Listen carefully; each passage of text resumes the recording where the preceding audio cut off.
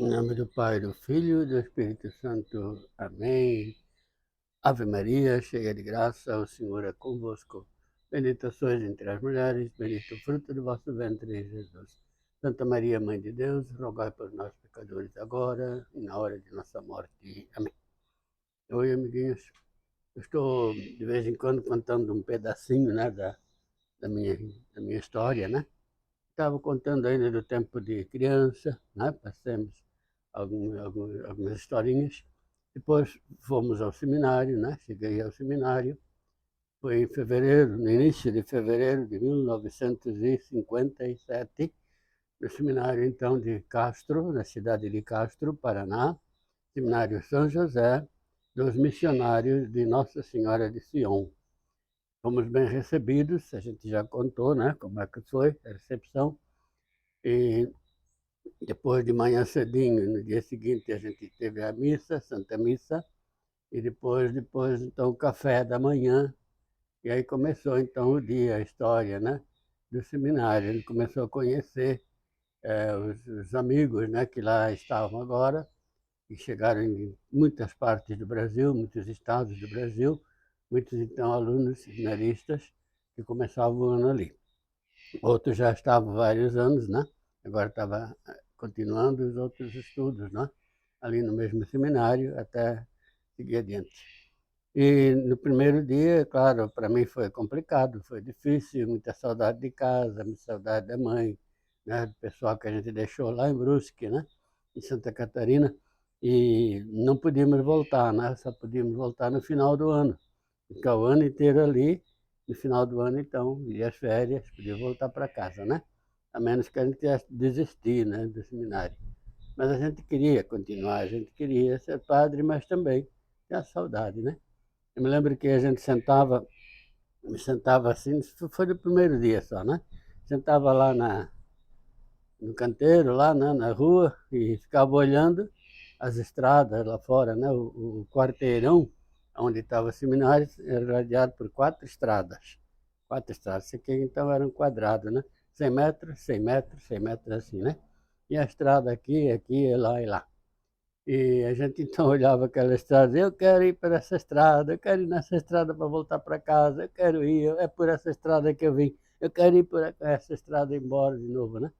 A gente então chorou, saudade e tal, né? Mas vinha um, vinha outro colega também, começava a brincar, começava a chamar atenção para nós brincar, para correr, para isso e aquilo, né? E a gente acaba não, no primeiro dia foi pior, os outros dias fomos esquecendo aos poucos, porque que fomos sendo inseridos assim, né? Numa companheirismo, numa alegria, sabe? Todo mundo brincando, todo mundo sendo amigo um do outro. E foi um ambiente bonito, um ambiente de santidade. Hoje eu olho para trás e vejo aquele foi um ambiente de santidade. Desde o primeiro dia a gente viu o amor, a alegria, a paz, né? E a felicidade dos amigos, e a amizade, a fraternidade, sabe? Ali. Então a gente começou naquela época, né, em 1957, em fevereiro, nós começamos ali. É claro, eu fui o primeiro, a primeira classe, digamos assim, né? E primeiro ano, segundo ano, terceiro ano, quarto ano, e assim por diante, eu fui no primeiro, né? Primeiro ano, começamos no seminário, primeiro ano primário. O currículo da escola, ali, do seminário, era diferente do currículo lá do colégio, né? Do colégio lá fora. Ali era diferente, ali a gente inseria as matérias, também com religião, com a caminhada para sacerdócio. Mas também estudava geografia, história, matemática, estudava também, né? Dentro de um regime ali também bacana. Então a gente foi crescendo na amizade, na alegria, na paz, no amor, na oração. Quando um dia o padre tinha perguntado para mim, ainda lá em casa, em Brusque, né? Por que eu queria ser padre? Eu disse, eu quero ser padre para salvar almas. Na verdade, eu tinha realmente essa vontade de um dia ser padre para salvar almas. Salvar alma, salvar. Mas na minha concepção, alma também dos vivos, é claro, né? Mas também dos pecadores, do purgatório. Minha mãe rezava muito pelo purgatório. Então a gente queria salvar almas. Eu queria ser padre para ensinar as pessoas a rezarem pela salvação das almas e salvar as próprias pessoas, né, os vivos também.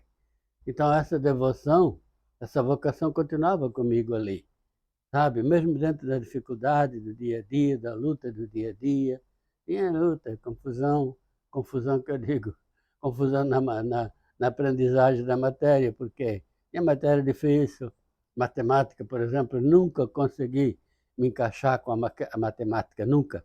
A matemática era sempre nota baixa, baixa, toda a vida, né? Outras matérias eram gostosas, eram boas, eu gostava de português, gostava de história, de geografia, matemática não era o meu ponto, né? Mas gostava mais de religião. Então, religião eu sempre tirava nota boa, a nota da classe, a melhor da classe, religião era minha. Ganhei uma medalha também no final do ano, no fim do ano, a medalha, né, de primeiro lugar na religião, e medalhas que a gente guarda até hoje com muito amor, com muito carinho, porque de religião eu entendia, gostava de falar sobre religião. Ganhava notas altas toda a vida, as maiores notas sempre, né? Nota 100, chamava de nota 100, né? Hoje eu chamo 10, né? 100. Era a minha nota normal de religião. Outras matérias também, português tirava nota boa também, mas a matemática não. Em todo caso, era a minha luta que eu precisava também vencer, nesse sentido também, né? Mas a gente era muito amigo, né? Muito amigo, a gente estudava, um ajudava o outro, um ensinava o outro, um recebia, fazia perguntas para os professores para poder ajudar os outros alunos que não entendiam muito bem, e assim por diante. A gente se entrosava, a gente realmente era um ambiente bonito, um ambiente de amor e de paz. Ali era o seminário São José de Castro, no estado do Paraná. Neste ano, 1957, o seminário estava completando 9 anos de existência. 9 anos. Tinha sido fundado pelo padre Vitalino Bernini, que foi o que nos recebeu, né, de manhã e de noite, né? Nos recebeu agora o diretor do seminário, Vitalino Bernini, e o padre Ernesto Pilati, foram os dois padres que fundaram esse seminário há 9 anos atrás. O padre Vitalino fundou, o padre Pilati ajudou, e os dois então seguiram a obra, né? E agora estavam com 9 anos, o seminário com 9 anos. E a gente estudou ali. O seminário era então da congregação dos missionários de Nossa Senhora de Sion. Nossa Senhora de Sion. A gente, para nós, esse nome era desconhecido na época, né? Desconhecido.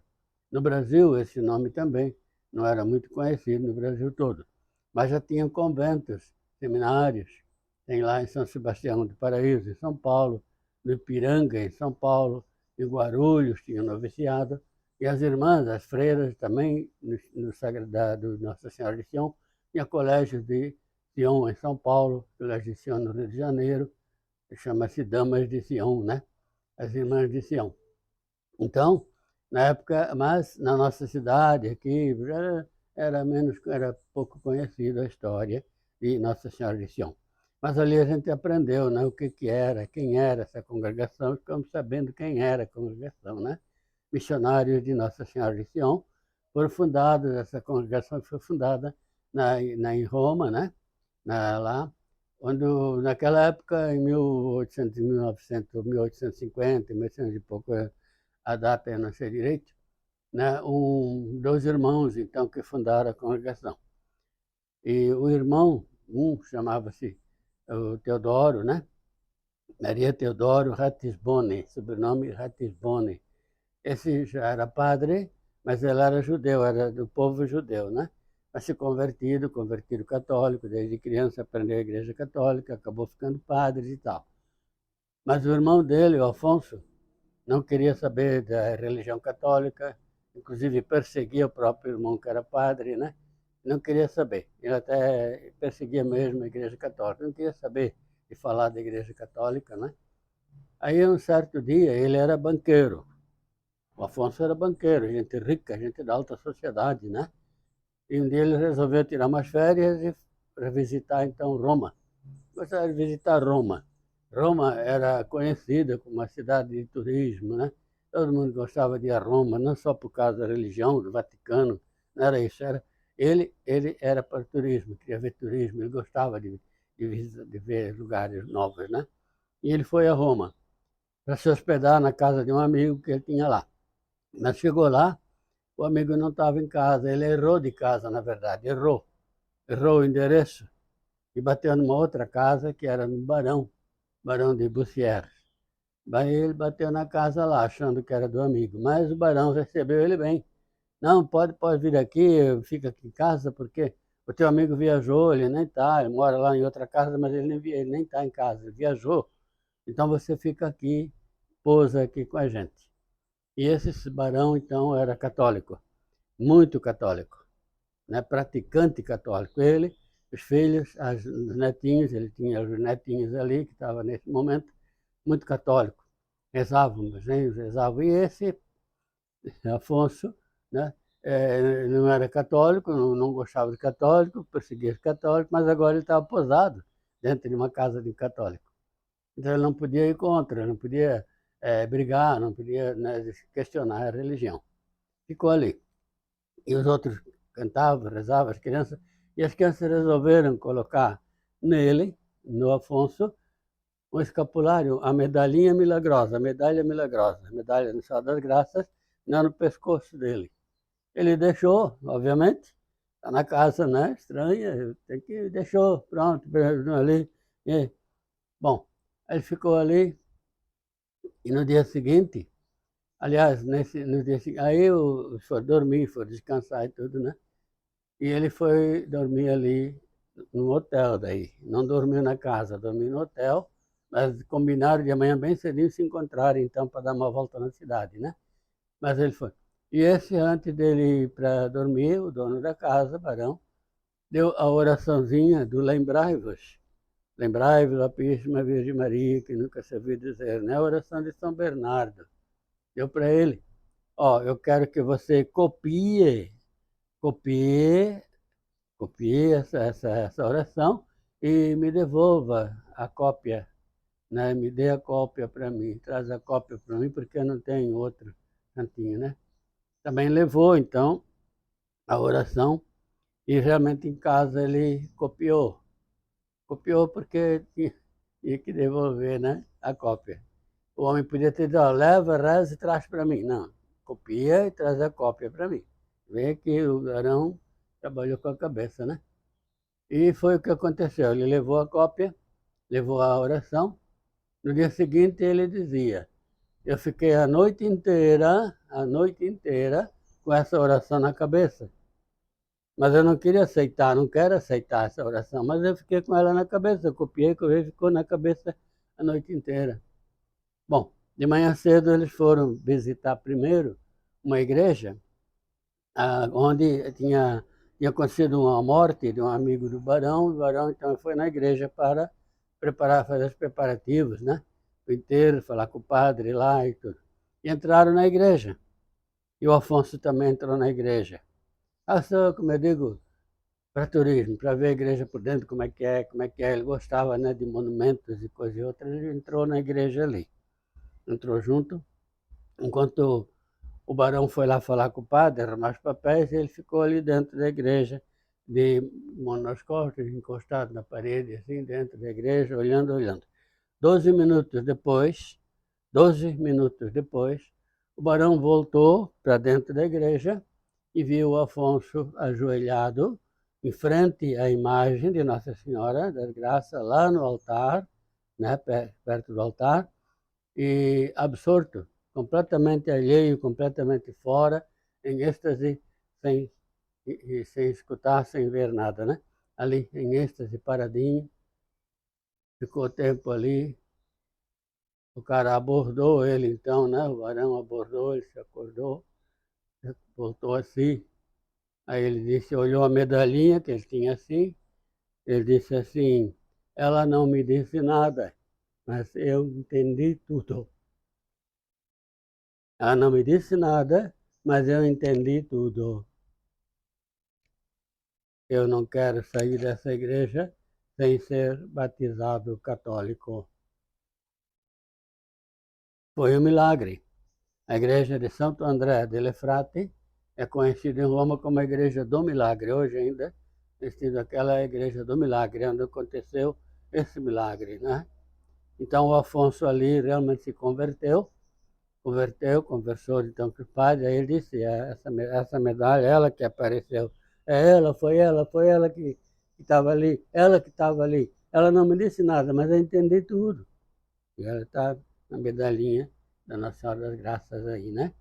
Então foi esse milagre que fez com que o Afonso, então, se acoligasse com o irmão dele, que já era padre católico, né?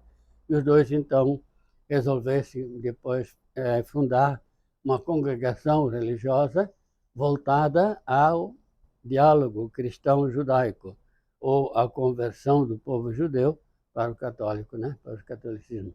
Essa congregação surgiu, então, naquela época. Depois, mais tarde, em 1917, 1912, ela veio para o Brasil, já missionários, né? Vieram para o Brasil, aqui no Brasil começaram a construir, e depois em Castro, então, em outros lugares também. E eles são os missionários de Nossa Senhora de Sion. Pouco conhecidos no Brasil, são poucas casas, mas tem casas por aí, tem lugares por aí. E nessa ordem, nessa congregação, a gente conheceu padres famosos, né? Padre Sabiá, por exemplo, enfim, ele era guia turístico lá em Jerusalém, trabalhou tempo lá, né? O padre Pedro Antônio Bach, a gente tem a novena dele, a gente vinha conhecer pessoalmente. Pedro Antônio Bach foi nosso colega também de seminário, santo, né? E nós temos o quadro dele aqui, inclusive, né? Padre Pedro Antônio Bach, aqui, né? Esse foi um padre de muito exemplo também. A gente conheceu, ele não era padre ainda, era seminarista, né?